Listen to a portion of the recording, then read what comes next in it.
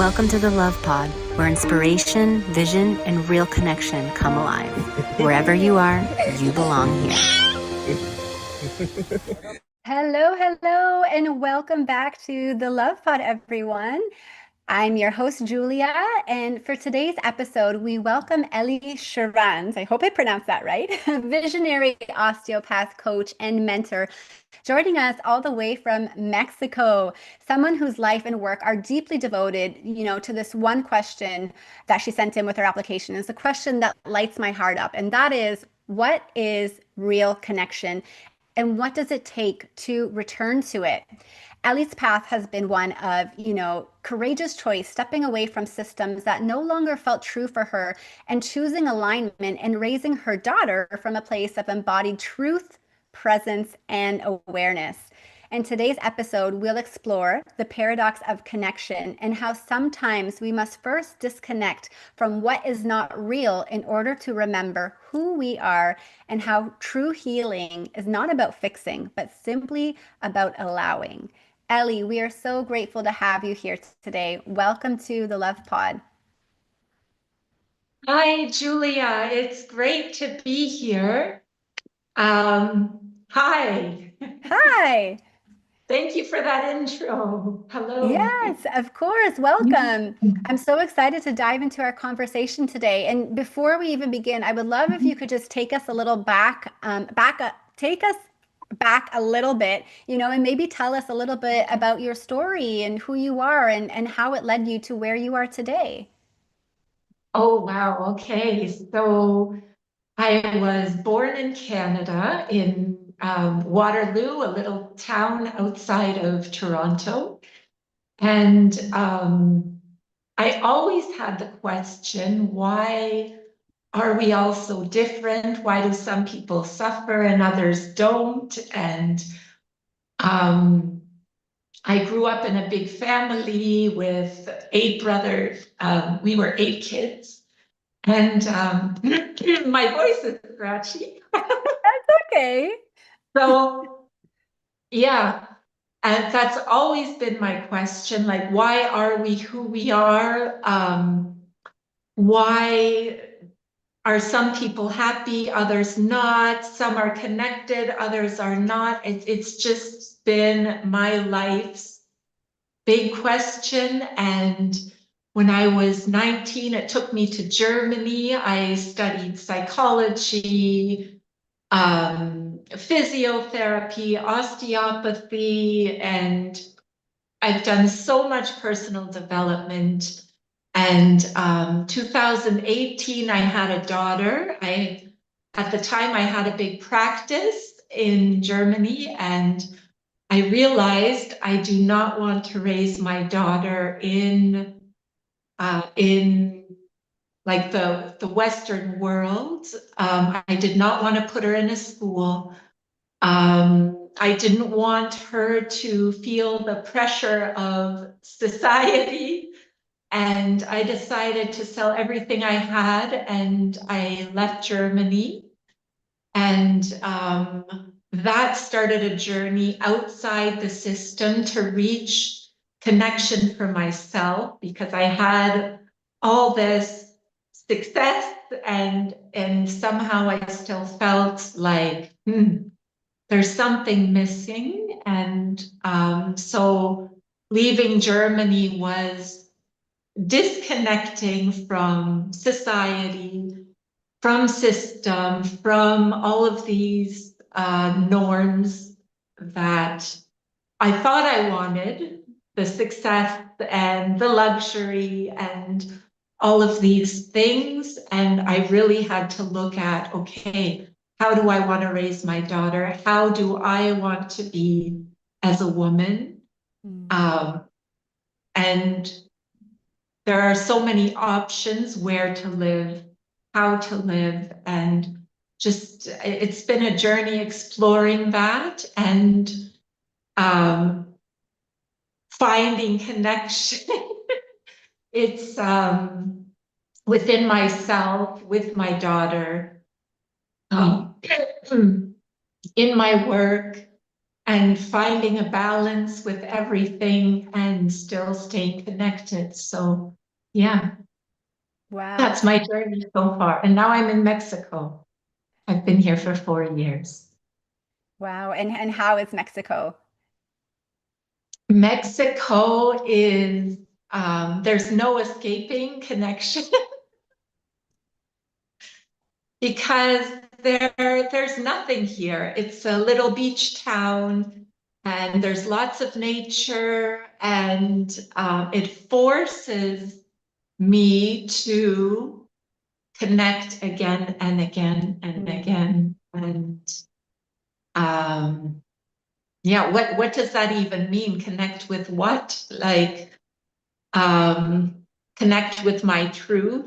It's really pushed me to be honest with myself, and yeah, what does that mean? Like, what is honest? So there are thoughts and there are feelings, and what is really mine? What have I um yeah, taken over from family, from old patterns, all of these things. So yeah, it's a powerful, beautiful, painful. Yeah. I love all that. I just want to acknowledge you for sharing that. And it's like this is such a dear, topic to my heart as well, and my partner and our daughter. And I think it's so amazing that you grew up having those questions from such a young age because in this Western culture, like I grew up in Canada as well, and it's so funny because a lot of the times we kind of grow, well, for most of us, we grew up with these conditioning and these beliefs that are just kind of put onto us from our parents and from their parents. It was put onto them. And there's this system that works in these societies that a lot of people don't question because it's hard to be that black sheep, right? Because then everyone points the finger at you and says, well, why are you doing it differently? This is something that works. This is what everyone's doing. And it takes courage. Like I went through those systems as well. And then it's really interesting when we can kind of dig within and ask ourselves, well, is this what I really want for my life? Like, just because everyone's doing it, is it making me happy? Can I choose to create a life that I actually envision myself having? Because a lot of the times, too, we have these beliefs that, well, this is just the way it is. We go to school, we get a degree or a certificate, and then we find a job that pays the bills and allow us to purchase a home or pay the mortgage and whatever it may be. And, but it's so funny because I'm just thinking too about my own personal experience, and I had the beautiful opportunity shortly after graduating from university to also move to Europe and live in Italy. And to me, this was like a beautiful experience and definitely a challenging but beautiful experience. But, it was culture shock at first, but then I realized inside that challenge, there were so many beautiful gifts that I had acquired and so many things that I took for granted also back here, like, being able to and be independent, work a job that paid me really well and have my own car, have the support of my family, speaking English where everyone spoke English, whereas in Italy I had to learn a new language. It was complete culture shock, but I would not take away that experience for the world because the one thing I truly value about it is the cultural connection that they share together. Like the relationships are so prioritized over anything else, and that's why they thrive. And that's also, in fact, why Sardinia is one of the blue zones in the world. It's just an island off of the coast of Italy. And these cultures, and perhaps as well in the Mexican culture that you're living, they prioritize, relationship and connection over other things. And to me, that's the only way that we can thrive as a species of human beings. That's how we were meant to live. And it's so ironic because, as you know, Ellie, now in today's world, when there's more ways to connect more than ever, we find so much disconnection in the world. And, so I want to ask you, like, was this journey, of, finding these answers to your questions and seeking connection and why certain people suffer, like, how did these answers come to you? And did you find that it is necessary to suffer in this world, or it's a choice, or, I'd love to hear more about, what came to you through your experiences. Oh, wow. So that is a beautiful question. Is suffering a choice? Do we need to suffer? And I've asked myself that many times and philosophized about that because if we learn from others, we do not necessarily need to suffer. But sometimes we really have to feel that um, that, and I'm not going to call it pain because I think we label things too fast as pain when really it is a sensation. It's a message, either from our body. Our body is telling us, "Hey, slow down. This is not your rhythm," or "Oof." I constantly get this sensation in my back or headache or all of these things. Yeah, do I really need to suffer? Sometimes we do need to suffer when we ignore our body, when we ignore our soul, when we disconnect from ourselves. The way of reconnecting is through different sensations and pain, and sometimes we crave it. When I was living the successful life, everyone was telling me how successful I was, and deep down inside, I was feeling empty, I guess you could say. I was craving like suffering. I wanted to throw it all away and just um, roll in whatever it was I was seeking, more connection. And yeah, so it's a very good question. And I would say sometimes we need to suffer, and sometimes, okay, we're done suffering. It's enough. Now I would like to get clear. I want to get purposeful. I want to create something magical with expansion and impact others' lives, create something special. So I think it's a phase we go through. And sometimes we need to suffer, and other times, no, it's a choice. Nope, not going there. Yeah, no, totally. Thank you so much for sharing your perspective. And, suffering could mean different things, and different levels for a variety of people, I think it's really important about what you said about not labeling things as pain or good or bad, because it really is all part of this dualistic reality. We come here to experience it all. And like you said, perhaps we can, have suffering when our life is not going a certain way or trajectory that our soul, that's in alignment with our soul. And so the universe will speak to us. And so we will put things in our path that may cause like, hey, like, listen, are you listening? Like maybe a car accident or whatever it may be. And I think it starts in little ways, but then it will start to speak louder if you're not listening. And so like you said, I don't think it necessarily needs to be labeled as suffering, but there's sensation that we came here to experience in these physical bodies. And I love to give relatable experiences. And so like for me, going through a natural birth experience, it's so interesting because when I had the knowing for the longest time about being a mother. And I just want to go back to your sharing about, the success that you had and feeling empty on the inside. I think that's so important that relates to connection as well, because we can accomplish, the most beautiful things, but then if there's nobody to share that or we feel a lack of connection, then what's the point, right? Like for me, I think the most important thing in life is to feel fulfilled from the inside out.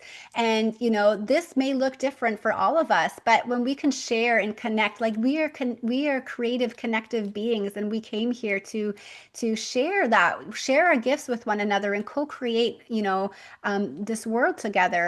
And so what I wanted to share about my experience is, for the longest time, I questioned my purpose as well. Why am I here? What am I doing on this earth?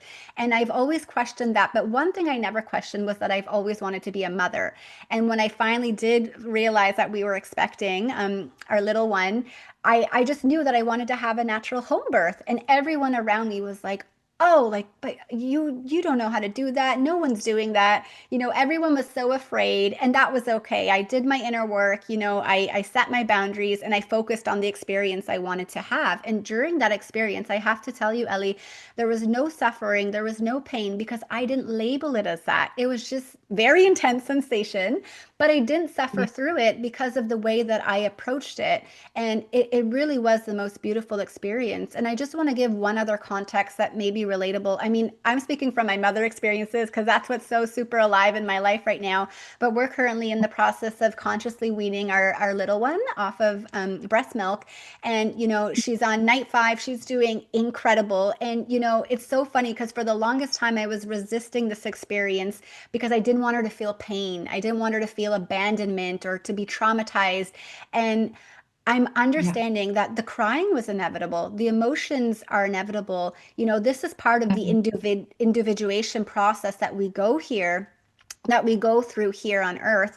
And I realized throughout this process that the most important thing is holding space for her emotions and allowing her to feel everything that she needs to feel Everything. without trying to control her, fix her, or change her. And I can't tell you what the most beautiful Beautiful. experience this has been for me to be able to create secure attachment for her to cry in my arms and just feel completely accepted.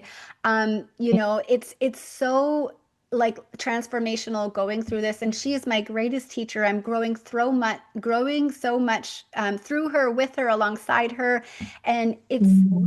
this is part of life. And so I just wanted to share that for our listeners. Like, we don't need to label things as pain or suffering. It's really what we make of it. But there are times in life where we ebb and flow, and perhaps we go through more challenging or sensational experiences that are here for our growth, that are meant to teach us something.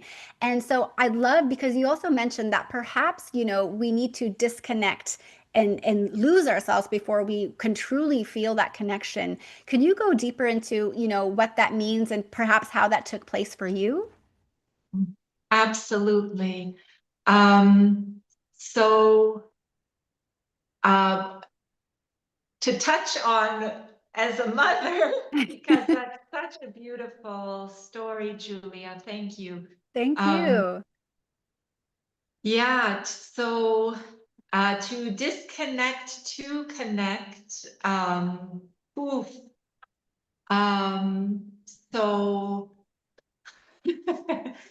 I mean, I've disconnected many, many times in my life to find real connection. I left Canada when I was 19 on my own. I disconnected from that world completely, and going to a new country is disconnecting. It's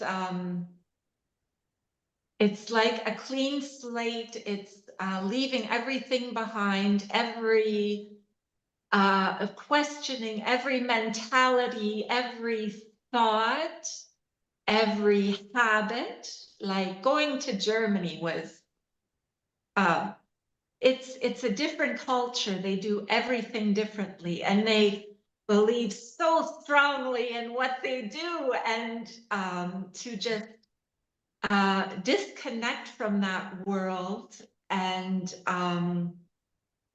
to be open to something new. That's how we can expand our mind. And through that expansion, we can find true connection or disconnection, another form of disconnection. And I think it's a constant process of disconnecting and connecting, because we are social beings. We want to belong. We want to be part of something. We want recognition in life from others. We want to be accepted. We want to belong. And yeah, in those needs, we tend to disconnect. And so now I'm speaking as not as someone with an experience, I'm speaking as an osteopath, as a coach. But in my own experience, you know, as a mother too, those difficult moments where my daughter is upset, or you know, I want the perfect birthday party for her, but all her friends are gone in the summer. You know, it just and then I disconnect, and I'm stuck in this belief, oh, things have to be a certain way. And I disconnect from reality, thinking she wants something different. And so many times I've had to really connect with myself as a mother. Oh, what do her emotions do with me? What do her expectations do with me? How does that affect me? And I want to be a good role model for her. I want to live the way I want her to live. So respect myself. Not let others' emotions shatter me. So stay connected in each moment. How does my body feel in this moment? Oh, I'm all tense. I've left my body. I'm all in her emotions. And no, stay grounded. That's how I can help her with her emotions. So connection it's everywhere, and it's so easy to disconnect, to want to people please in my profession, with my daughter, with men, with friends, with the neighbors, you know, oh, what do they expect of me now? I just want my peace. And hey, like, take it easy, reconnect, focus on my business. And there's something I really love from Byron Katie. I don't know if you know Byron Yes, I Katie. Have you do. heard? Yes. The three businesses. So there's God's business, there's other people's business, and there's my business. And to make sure I'm staying in my business, because that's where I have the most impact. And yeah, that's connection for me. Thank you. Yeah, thank you for sharing that. I found it really interesting. You know, what I got from it is that, you know, disconnecting is also not a bad thing at times. And, you know, to weave between the two is also really interesting, because that's how we can kind of come back to, okay, like what feels right for me in this moment. And at times, perhaps maybe I feel a little bit more connected. And at times, maybe I need to just withdraw myself a little bit and reconnect within. So like disconnecting to reconnect. And that's all part of the beautiful game that we're here to play. And so it's really cool, the perspective that you give it. And you know, I love what you spoke about, like jumping into the unknown. This has been a big theme in my family, and even before I met my partner. And this is, I believe, where the most beautiful Yeah. spontaneous surprises can happen in life, is in this place of the unknown. And Yeah. that's a big leap for a lot of people to do that, because a lot of people's primary needs are certainty. And so for them to be in a place of unknown where they don't know how their day's going to go or what's going to happen, it can be scary. It can be so scary. And so I think it's so cool that you went through that direct experience of, you know, being in this new place, this new world. Like just like when I moved, you know, to Europe, it's all new. And but to me, that's exciting, because then we get to recreate our experience, recreate our habits. Our brains are becoming becoming rewired. And, it's so interesting because I want to take it back a little bit. I think for me, my first biggest experience of truly being in the unknown, even more than moving across the continent to Italy, was when I went for my first backpacking trip to Southeast Asia. At the time, it was just me and my partner at the time, and I had no idea how to plan. I was a big planner. I really wanted to get an itinerary. We booked a one way, so we didn't even know how long we were going to go for. But at least I wanted to have some sort of plan, like which countries were we going to go to, where were we going to stay, what were we going to do when we were there.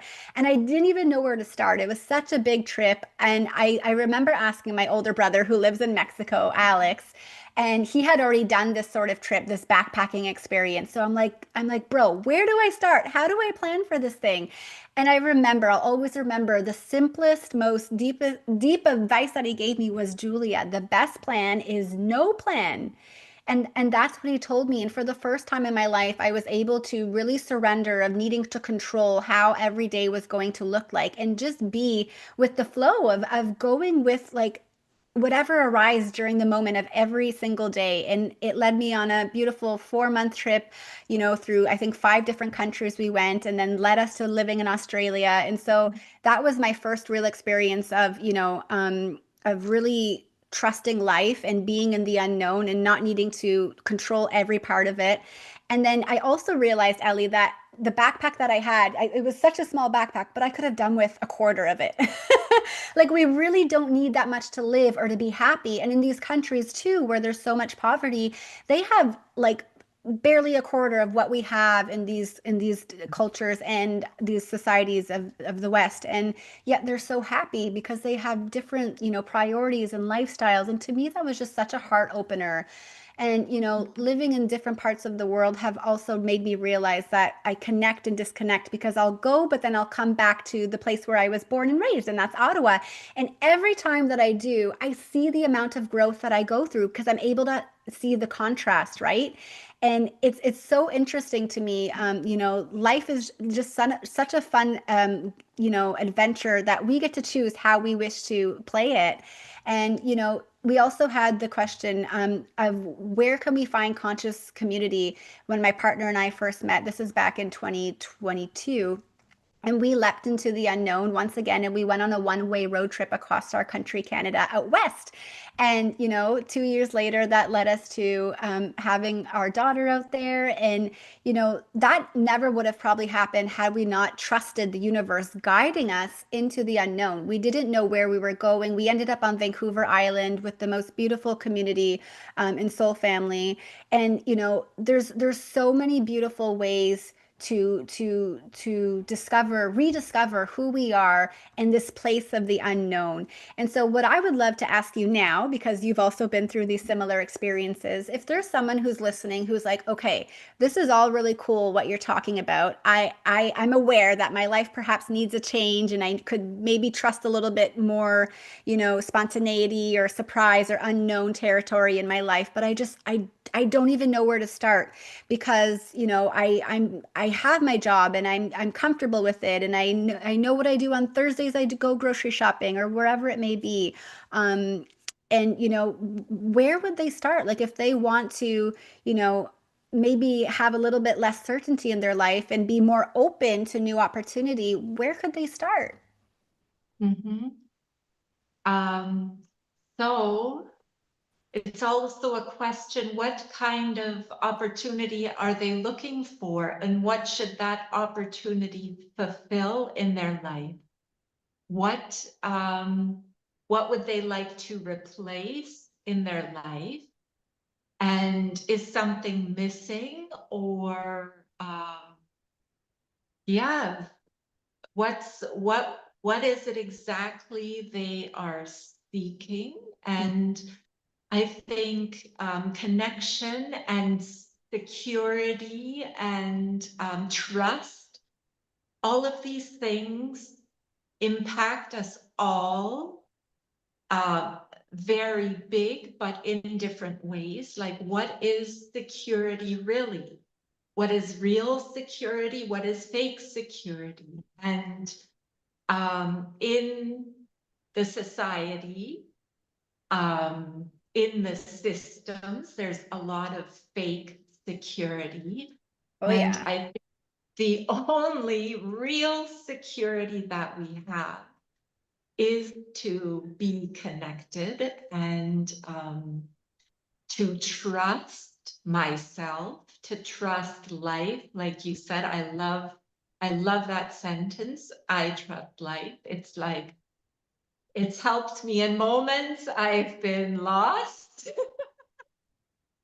And just to tell myself I trust life, it just takes a load off. Okay, even things I cannot see right now, but I know that life is on my side no matter what happens. It happens for me and not against me. So that's a beautiful, beautiful law of nature, and the law of nature that life wants to live and not to die. So we're all afraid of death. Every fear leads to death, and to replace that with, okay, I trust that life is on my side, that nature, the rule of nature is to live, and life comes better than we imagine it. We always say, the future, old, alone, and suffering. No, it's beautiful. It always comes better than we think, and to Always. trust and take risks. So safety question, what is safety for me? Do I really need this form of safety? I do not. I need to be able to hear my body, hear my soul. That is my safety. And too much cement, it closes off that connection for me. Too many people telling me what to do closes it off for me. So I like my time to myself. Yeah. Yeah. And yeah, and to Just- trust. So what is security for me? I trust life. And yeah, what is my body telling me really? Like, yeah. So, And okay, so good. I've always wanted to do a trip. Just do it. Just do it. Just do it. Yeah. Oh, I love all that. Yeah. I love how you broke it down. And one thing that you kept repeating is the trust piece. And I think that's so important. And I just want to touch on a couple things. I think I really agree with you when you were saying how it's going to be different for everybody because it really depends what you want and what you're looking for in your life. And so I think the first step is, yeah, getting clarity on that higher vision. Okay, what does your life look like right now? What do you want it to look like? And how can you get there? What steps can you take? And sometimes it can be so simple by just taking the smallest little steps so that you can start building that self-trust with you, with yourself and with life. And so maybe you want to try a new sport or a new activity and you reach out to a girlfriend and you say, hey, do you want to go do, I don't know, tennis at the park and we can meet up and we can try it next week. Like just little things like this, like going out of your everyday routine or comfort box and then see how you feel after that. Maybe you want to try it again, or maybe you want to learn how to do it better and join a club or something. There's so many different ways, maybe volunteering at your local community center or different ways that you can contribute and give back to your community. It's exciting that we get to try different things in life because we grow so much from that. And I really love how you distinguish that there's a difference between, real security and fake security and attachment because it's so true.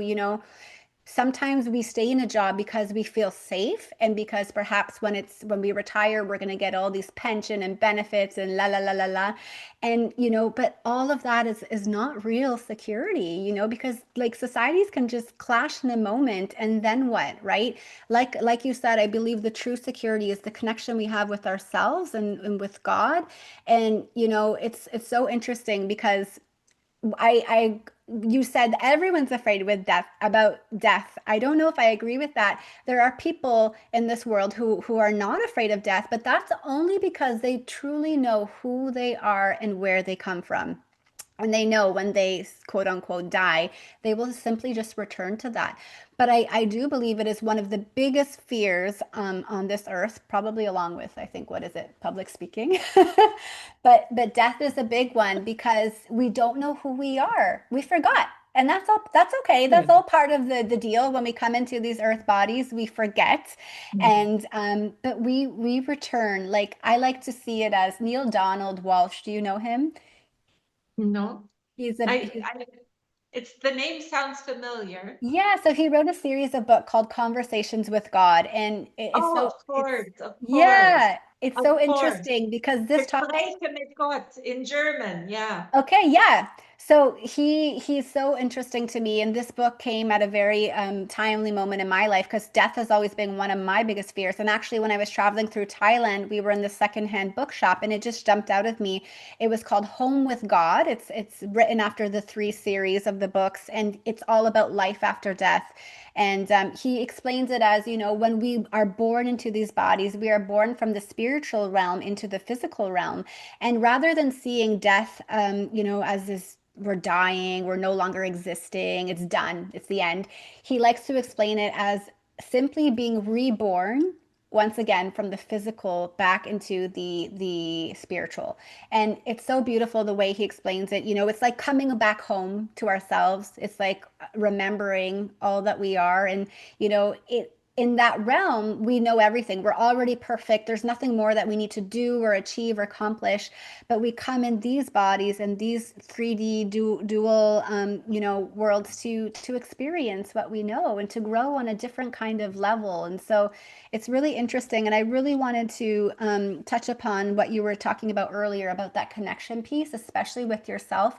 I believe that that's probably one of the biggest challenges people are going through right now is not feeling connected to who they are. And the Yeah, thing is, when we're not connected to ourselves, how can we connect with those around us?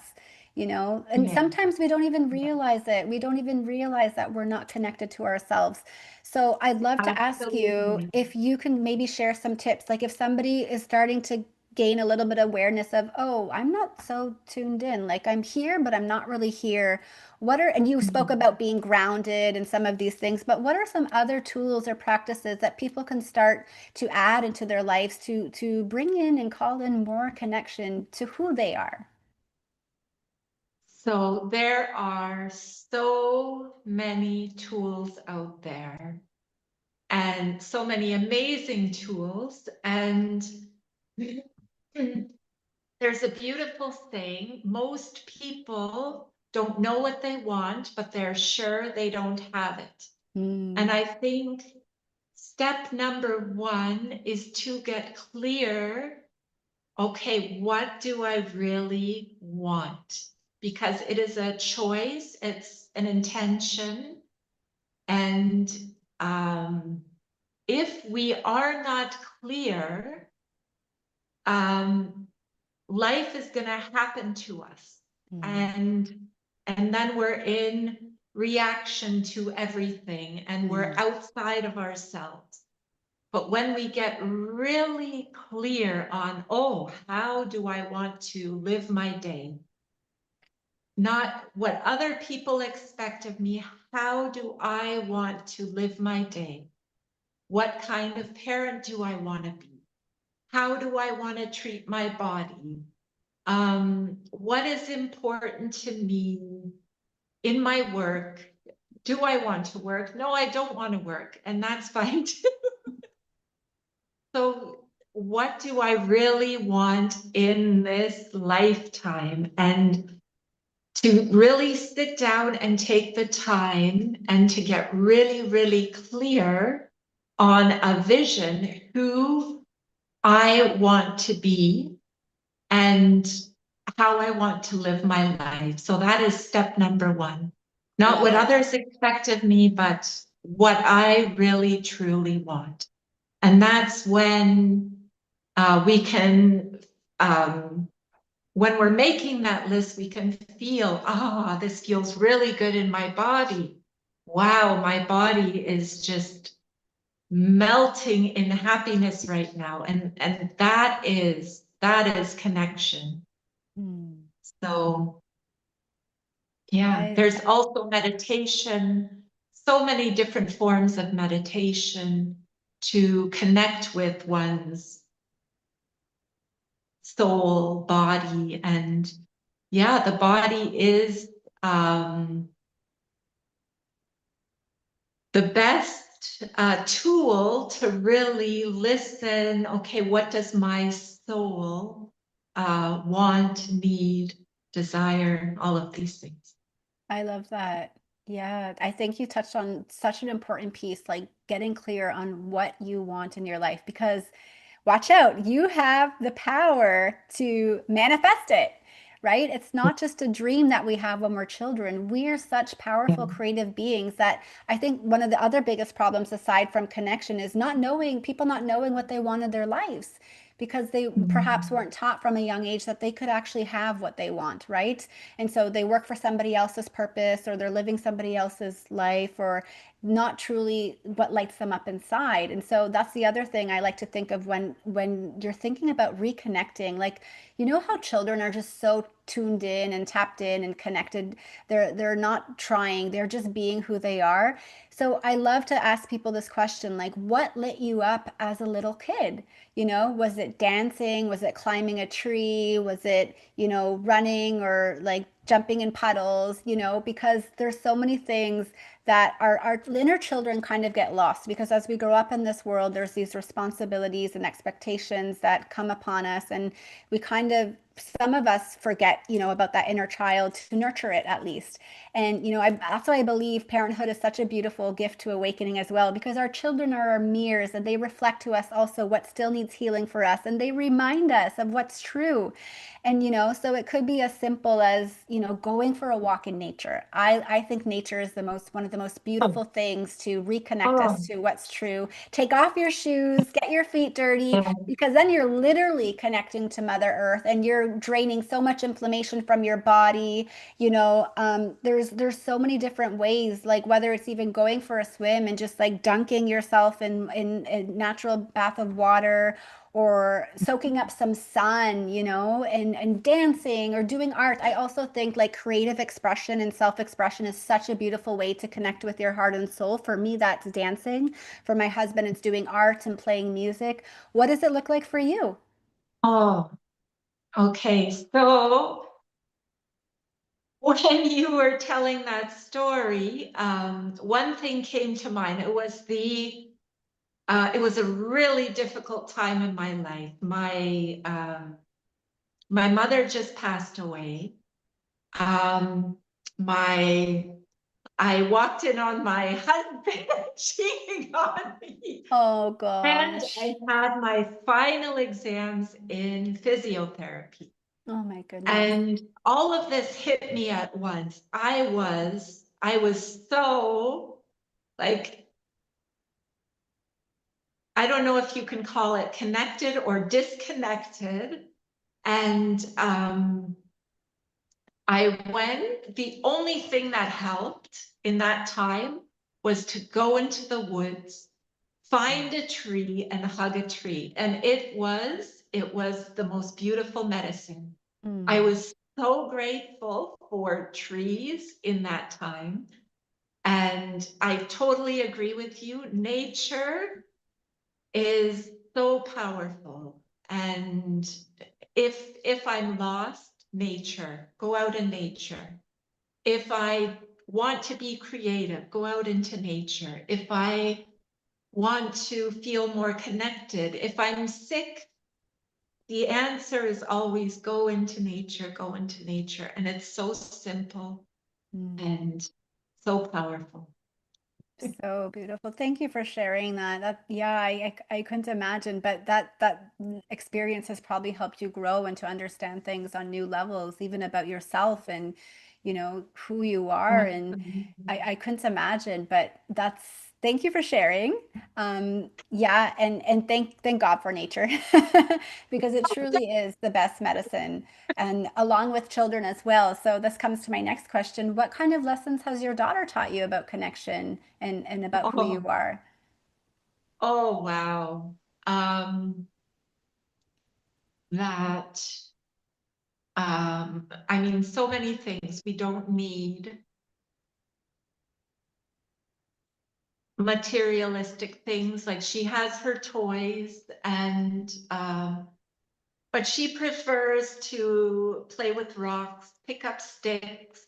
You Hmm. know, she'll take a leaf and she'll start painting it. And so we do not need a lot of things. And she has also taught me creativity does not mean creating something for other people to admire. It's creativity is about expression in the moment.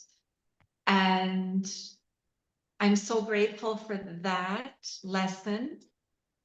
She's also taught me that um, one year it was her birthday, and I wanted to prepare the perfect birthday, and I thought that meant having a cake and all of these materialistic things, and it wasn't that at all. We went into the forest, we set up candles. Hmm.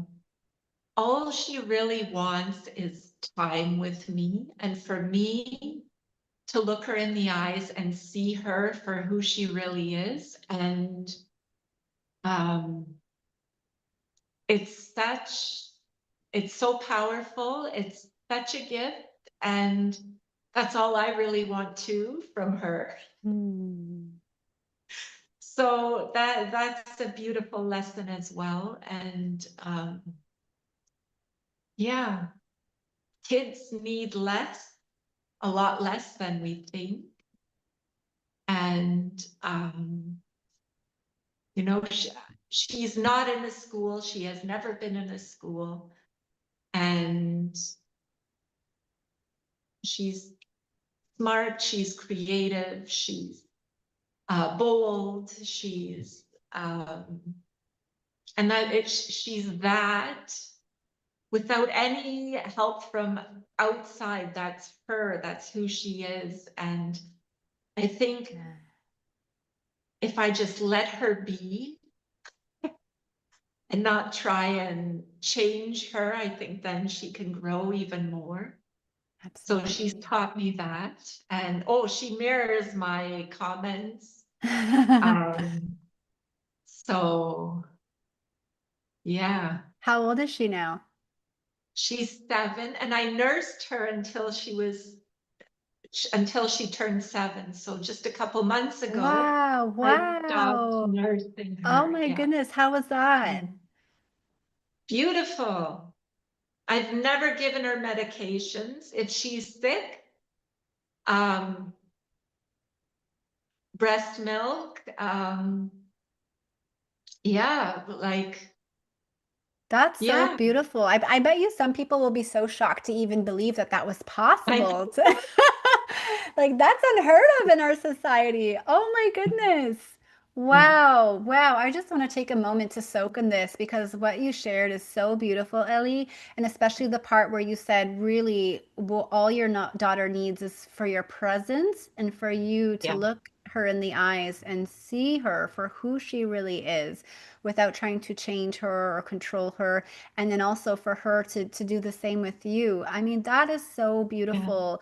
And I absolutely agree with you. Children, they just simply are, who they are. And they don't need us to teach them or lead them. We are meant to, I think, guide them because we've been in these bodies a little bit longer than them. So we have a little more experience. But at a soul level, we're equals. we're equals.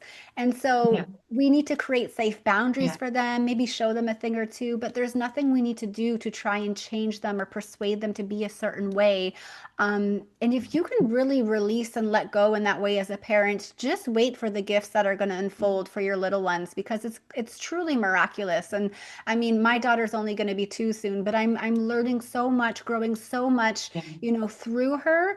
And it's Yeah. the most beautiful experience. And like you, my Yeah. partner and I spoke about this long before we had her. We had the same parenting style and approach of not wanting her to be in systems or go into any public institutions or schools.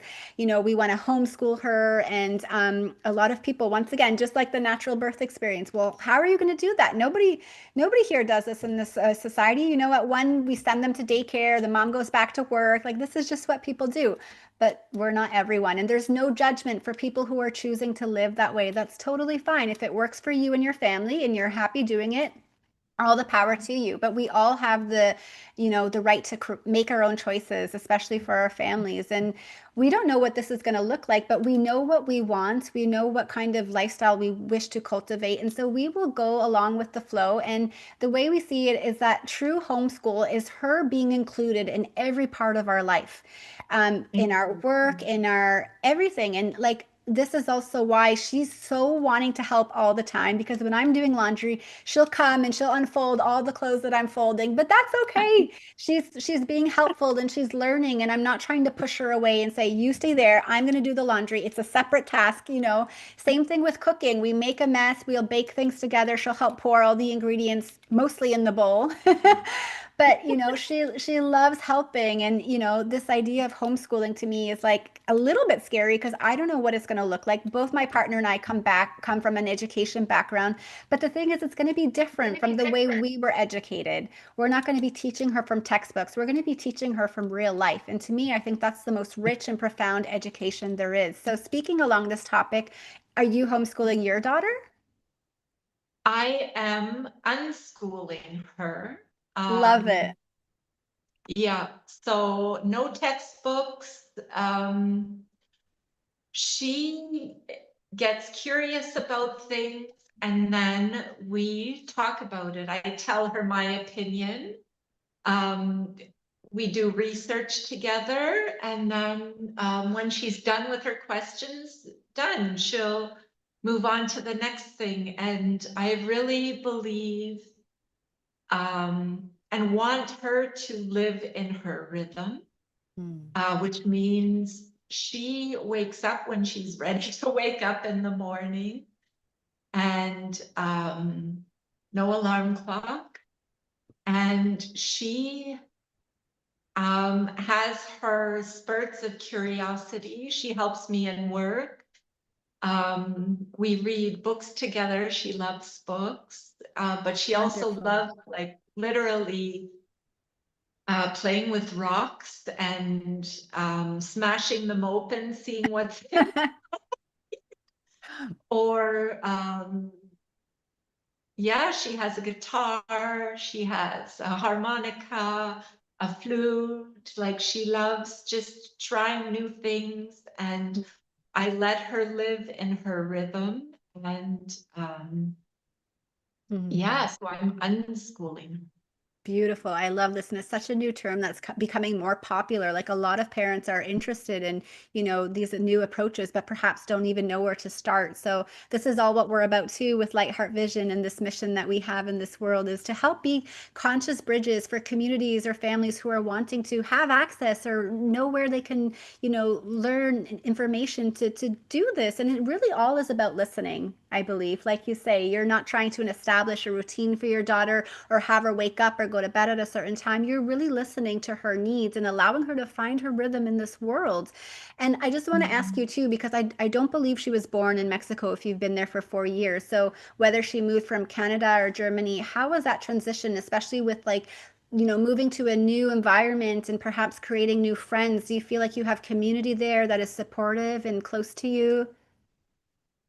So she was born in Germany, and kids, they adapt. Everything is new anyways. And Mm, in the first years, their nervous system is their parents' nervous system. So when we are regulated, when we are connected, then for them, everything is just a piece of cake. It's easy. It flows, and they're allowed to explore and try new things. So I always let her climb and put things in her mouth. And so in the first years, right? Now she's 7, she does, I mean, she still does it sometimes. She's like, what is this? But they gotta explore. exactly. Like, I just let her explore, I let her fall, and yeah. So it's really about oneself. I am on my journey, she is on her journey, and I respect that. And I will never be able to truly understand her standpoint. And I think if we just accept that I am on my journey, she is on hers, I cannot protect her from trauma. She's going to have them. And but to be there for her, what you already said. And yeah, kids, they regulate themselves through their parents in the first years, and that's that. So true. So true. And what's coming to mind too right now is the tender process I'm going through of night weaning. I knew this from the beginning. I knew that the most important thing during this process is for me to stay anchored, connected, and calm, to my own being, because she will mirror what I'm experiencing. And it's so interesting because my partner has always been the one who's better able to hold space for big emotions. And so at the beginning, I thought, you know what, maybe he could be with her and just she could cry it out with him, and she's not going to be obviously alone. He'll be there for her, but that would just be the easy way out. And I told myself, it doesn't feel right. Like, I did so much research, so much meditation and contemplation, so much talking to other mama friends about how they consciously weaned. And I even wrote a book about it, that I wish one day will be a customizable book, because I created it with AI. I don't have it here with me, but it's called Luciana's Light. And Luciana in Italian means light, which is her name. And the whole idea of the book is that she connects to her inner light and realizes even when she's no longer nursing to sleep with me, she's still not separate. She's connected to a light within her that's connected to a light within me that's connected to light all around us, which creates all of what is here in this universe. And so, I truly hope one day that this book can also help other parents. But just thinking about this, we were speaking about the connection piece. It's so important for their nervous systems. And so I told myself I would like to be there, because I know I'm going to grow through this process. I know that I need to be there. And doing this from night one, I've just been holding her with so much love, accepting all parts of her, not trying to change her. And that I had, like, it was so like lightning to me and so releasing to know that, like, she's okay to cry safely in my arms, and I don't need to do anything about it. I can just love her, accept her as she is, and that's okay. And just to see, Ellie, how her nervous system co-regulated so quickly was astonishing to me. Like, I thought it would take her hours to fall asleep, and within a short half hour, and then the next night, only half of that time, she was able to co-regulate, because she knew that she's safely held. She's gaining this emotional intelligence and secure attachment of learning this new skill and this new pattern, and knowing that, oh, I can express myself like this, and mommy still loves me. Mommy's still here. And so the way that you're parenting, and the perspective that you have of allowing them to experience and be, and not try to change and control them, is just so beautiful. And I think so many parents would be, would do well to hear this, because there's so many out there who are trying to control their little ones, and it's just never going to work, because what I see in the long run from my own personal experience, God bless you, mom, I love you so much, but she was, a little bit of a paranoid mother growing up, and I don't want to say controlling, but she did have expectations of wanting things to be a certain way. But I do believe that those types of, relationships lead to more rebellious behaviors down the road, right? If you're someone's trying to control you, push you, pull you, whatever it may be, you're going to want to step away a little bit and maybe, disconnect. And so, if we truly want an authentic relationship with our little ones, we need to let them be who they are, express who they are, make mistakes, fall, perhaps, not try to save them every time. They're going to get hurt, but you know what? They bounce back. These little ones are stronger than we think. They bounce back so quickly. Um, and then leading to my next question, speaking of connection again, I would love to ask you, because you went and you moved to Mexico, a whole other culture, to have that for your family, because you knew that's what you wanted for yourself and your daughter. Do you believe in these, modern social and government societies and systems? Is true connection possible? Because not everyone can just leave their life and go move to Mexico. So is there ways of finding that true connection in these types of modern societies, or at least little ways? I think in the system, in the societal system to start, it is very, very difficult. And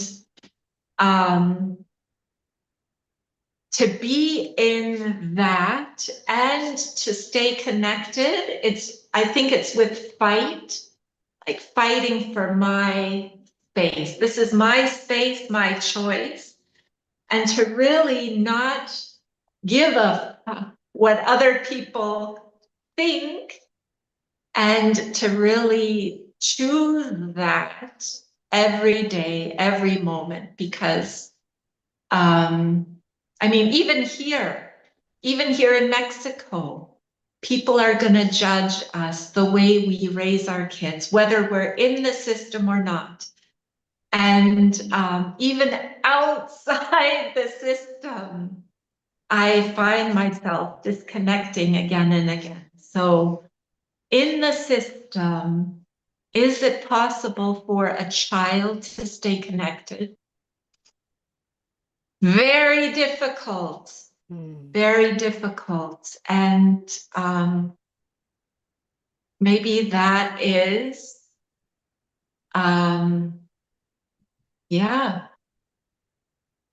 Is it impossible? Probably not. Where there is a will, there is a way. So raise our kids to feel their body. Okay, I have to go to the bathroom. I'm going to go, whether the teacher allows me to or not. Totally, And totally. yes, yeah, it starts with simple things. And I feel more comfortable eating my lunch in nature instead of in the cement cafeteria or whatever. Or the desk where I do my homework or whatever. Yeah, Yeah. Yeah. totally. Yeah, And what answers do I give in an exam? The ones I know my teacher wants to hear, or my truth? Do I people please, or do I speak my truth? And maybe they will have more impact in a society than me who's hiding here in Mexico, you know? Yeah, or So hiding. Maybe you're not hiding. I, I think it's so important what you're getting to though is like it's not about running away from something that we dislike or want to escape. It's really about always moving towards what we envision and what we want in our lives. And I think it's so important because I've had this experience too of moving and living and traveling to different places, seeking that connection. Like if we're seeking whatever it is that we want in our lives outside of us, we're never ever going to find it. And my partner and I did have that experience of trying to move to Mexico. In fact, it was just before Canada was closing their borders during the time of the pandemic. We were like, we're getting out of here. We tried moving to Costa Rica. We were in Mexico. We were gone for almost half a year. And it's so funny because in that country, because only I think 4 countries kept their borders open throughout the whole thing, Mexico being one of them, because so I'm Costa Rica. Yeah, but Costa Rica, I think, eventually closed theirs. That's why we left to Mexico and we wanted to visit my brother, spend Christmas and everything. But we're like, maybe if it's cool here, we'll live here. But it's so funny because more people were wearing masks in Mexico, especially Mexico City, compared to Canada. Because in Canada, maybe in the stores and stuff, like you had to wear a mask or at the doctors. But in Mexico, even outside, everyone was wearing masks, and we could not connect with people. People, I think one day we went to an amusement park, like a Six Flags park in Mexico City, and we were outside and like we had masks, they were around our necks, but we weren't always wearing them, and we got yelled at. Like people were like, "Put your mask on." And in my mind, I'm like, "But we're outside." So it was so hard to connect with people. And my point being is that it's not about running away and thinking, oh, it's really crappy here. The society's not doing it for my family and me. I'm going to go to that place, or I'm going to go to this place because that's where I'm going to find connection or happiness or fulfillment. It's never going to work. Trust us, from people speaking with experience, it always starts within the inner work. If you could be happy and cultivate, acceptance for where you're at in your life, regardless of what the outer situation is, then at that point, when you keep creating that self-trust and building that fulfillment within you from the inside out, then you can go, you're free, you can go anywhere in the world, and you're bringing that with you, that foundation. So regardless where you go, it's already there and you're bringing it with you. Yes, absolutely, Julia. Like, I came here to Mexico thinking, oh yeah, okay, here it will be better. And I'm in a beach town, and a lot of the Mexicans here, they live in tin huts, literally. And I thought, okay, this is so far away from all of that. And it took me about a year or two to realize that army came in and vaccinated all the Mexicans here Oh, in the wow. town. I was so Wow. shocked. And yeah, but we can't run from ourselves, from our own fears. And it's really about, yeah, what everything you just said beautifully. Yeah. Thank you. Thank you. Yeah.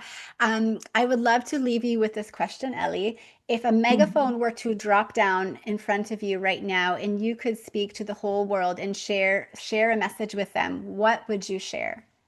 Oh my goodness. It could be more than one thing too. And you can take a moment as Oh, well, please.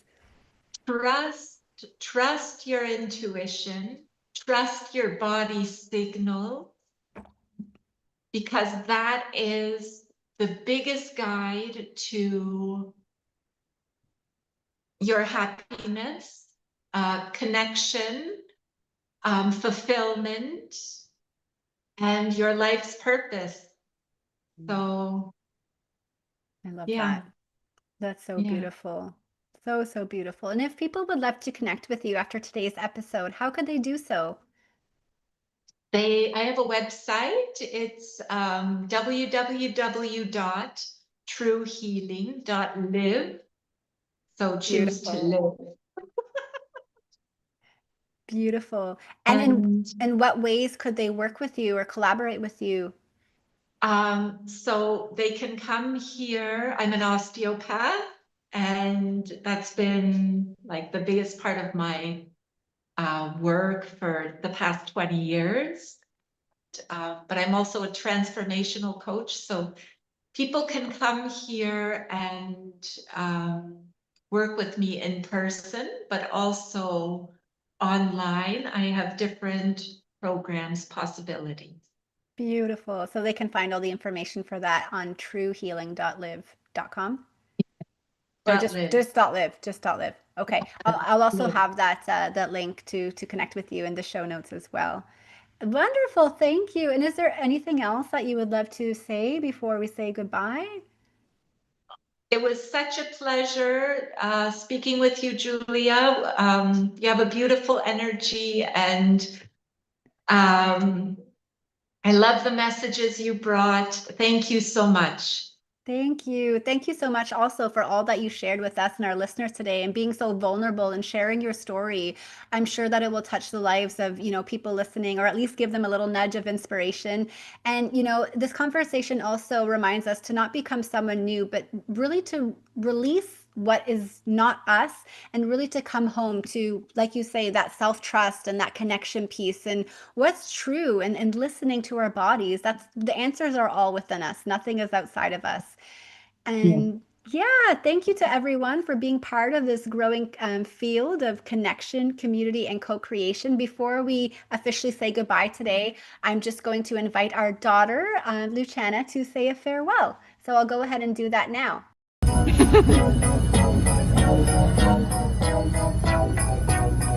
The moon is right, the spirit's up. We're here tonight, and that's enough. Simply having a wonderful Christmas time. Simply having a wonderful Christmas time. The party's on, the feeling's here. We wish you a Have a new year. Have a new year. Happy New Year! Can you say Merry Christmas, everybody? Yeah. Say it. Have a new year.